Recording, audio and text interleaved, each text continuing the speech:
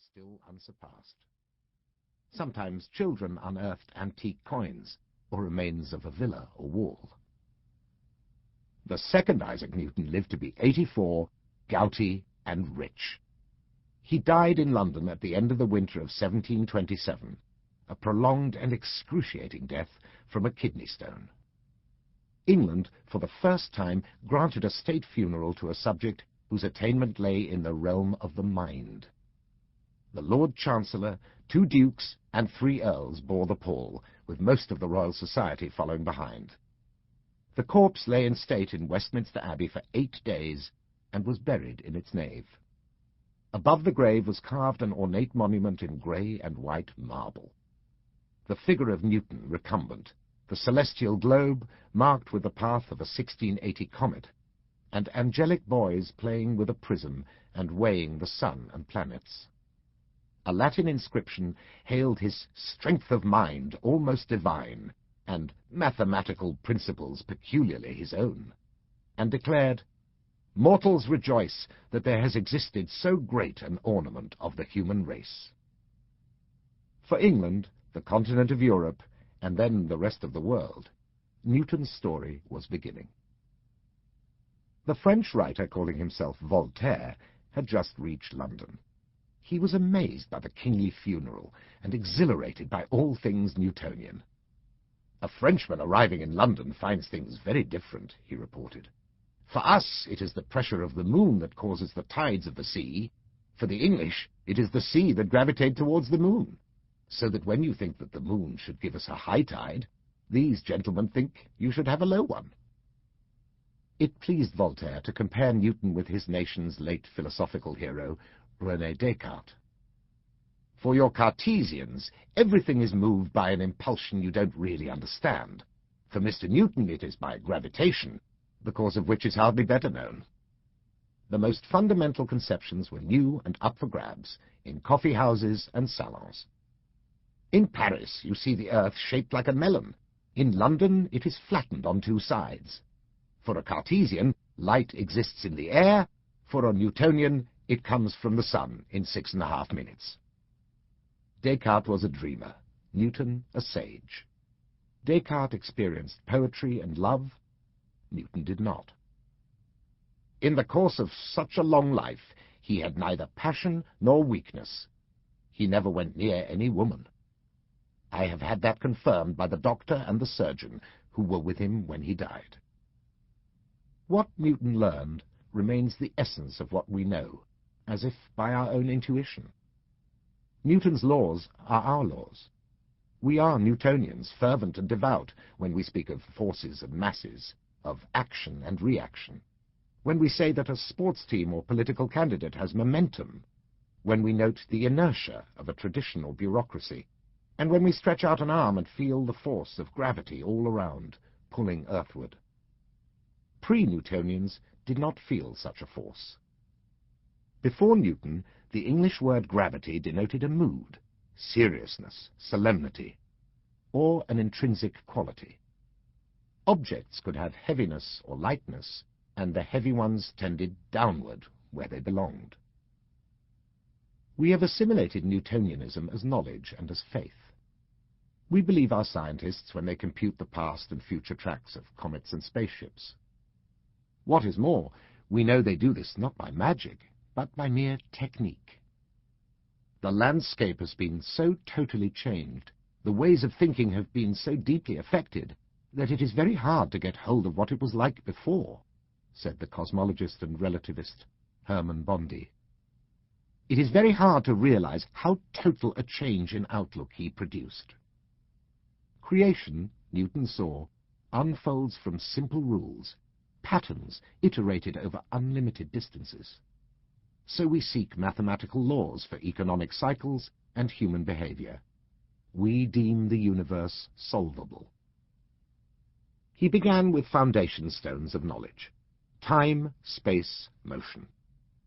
I do not define time, space, place, and motion as being well known to all, he wrote in midlife. Then a reclusive professor, recondite theologian and alchemist, seldom leaving his room in Trinity College, Cambridge. But he did mean to define those terms. He salvaged them from the haze of everyday language. He standardized them. In defining them, he married them, each to the others. He dipped his quill in an ink of oak galls and wrote a minuscule Latin script, crowding the words edge to edge. The common people conceive those quantities under no other notions but from the relation they bear to sensible objects, and thence arise certain prejudices. By then, he had written more than 1,000,000 words and published almost none. He wrote for himself, careless of food and sleep. He wrote to calculate, laying down numbers in spidery lines and broad columns. He computed as most people daydream. The flow of his thought slipped back and forth between English and Latin. He wrote to read, copying out books and manuscripts verbatim, sometimes the same text again and again. More determined than joyful, he wrote to reason, to meditate, and to occupy his febrile mind. His name betokens a system of the world. But for Newton himself there was no completeness, only a questing, dynamic, protean, and unfinished. He never fully detached matter and space from God. He never purged occult, hidden, mystical qualities from his vision of nature. He sought order and believed in order, but never averted his eyes from the chaos. He, of all people, was no Newtonian. Information flowed faintly and perishably then through the still small human species, but he created a method and a language that triumphed in his lifetime and gained ascendancy with each passing century. He pushed open a door that led to a new universe, set in absolute time and space, at once measureless and measurable, furnished with science and machines, ruled by industry and natural law. Geometry and motion, motion and geometry. Newton joined them as one. With the coming of Einstein's relativity, Newtonian science was often said to have been overthrown or replaced, but that was not so. It had been buttressed and extended. "Fortunate Newton, happy childhood of science," said Einstein. "Nature to him was an open book. He stands before us, strong, certain, and alone. Yet he speaks to us reluctantly and covertly." 1. What employment is he fit for? Medieval, in some disrepair, the Woolsthorpe farmhouse nestled into a hill near the River Witham.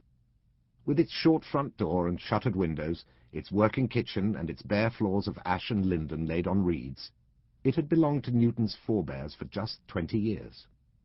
In back stood apple trees. Sheep grazed for acres around. Isaac was born in a small room at the top of the stairs. By the terms of feudal law, this house was a manor, and the fatherless boy was its lord, with seigneurial authority over a handful of tenant farmers in nearby cottages. He could not trace his ancestry back past his grandfather, Robert, who lay buried in the churchyard nearly a mile to the east. Still, the boy expected to live managing the farm in the place of the father he had never known. His mother, Hannah Ayscough, had come from gentlefolk. Her brother, the Reverend William Ayscough, studied at Cambridge University on his way to joining the Anglican clergy. Now he occupied a village rectory 2 miles away. When Isaac was 3 years old and his widowed mother near 30, she accepted a marriage offer from another nearby rector, Barnabas Smith, a wealthy man twice her age. Smith wanted a wife, not a stepson. Under the negotiated terms of their marriage, Hannah abandoned Isaac in the Woolsthorpe house, leaving him to his grandmother's care. War flared in the countryside all through his youth. The decade-long Great Rebellion began in the year of his birth, parliamentarians fighting royalists, Puritans recoiling from the idolatry they saw in the Church of England. Motley mercenary armies skirmished throughout the Midlands. Pikemen and musketeers sometimes passed through the fields near Woolsthorpe. Bands of men plundered farms for supplies. England was at war with itself,